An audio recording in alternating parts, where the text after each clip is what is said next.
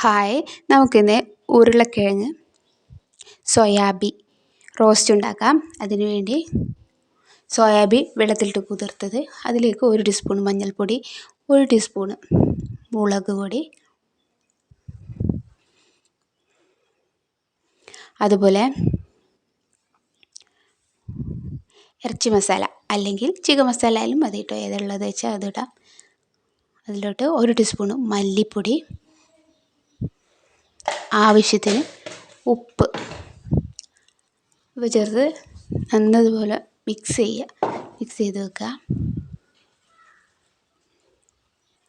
അതിലോട്ട് ഒരു ഉരുളക്കിഴങ്ങ്, ഇഷ്ടമുള്ളത്ര ഉരുളക്കിഴങ്ങ് കേട്ടോ, കൂടിപ്പോയാലും കുഴപ്പമൊന്നുമില്ല.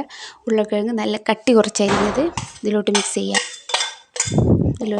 മിക്സ് ചെയ്ത് നമുക്ക് പുളിക്കനുസരിച്ച് 1 ടീസ്പൂൺ 2 ടീസ്പൂൺ വിനാഗിരി ഒഴിച്ച് വീണ്ടും മിക്സ് ചെയ്ത് ഒരു 4-5 മിനിറ്റ് ഇത് മാറ്റി വെക്കണം. ഒന്ന് റെസ്റ്റ് ചെയ്യാൻ വെക്കണം, നല്ലതായിരിക്കും.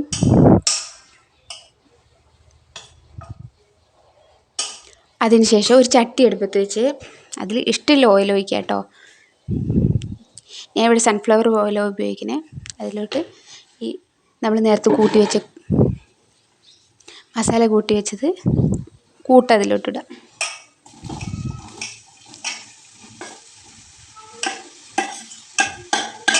കൂട്ടി വെച്ച് നല്ലതുപോലെ ഇളക്കി ലോ ഫ്ലെയിമിലിട്ടോ ഹൈ ഫ്ലെയിമിലിട്ടോ ഇളക്കി വേവിക്കണം. കരിഞ്ഞു പോകാൻ സാധ്യതയുണ്ട്, അതുകൊണ്ട് പ്രത്യേകം ശ്രദ്ധിച്ച് ലോ ഫ്ലെയിമിലിട്ട് നന്നായി ഇളക്കി വേവിക്കാം. ലോ ഫ്ലെയിമിലിട്ട് തന്നെ നമുക്ക് അടച്ച് വെച്ച് വേവിക്കാം. ഒരു 5-10 മിനിറ്റ് കഴിഞ്ഞ് റോസ്റ്റ് റെഡിയായി.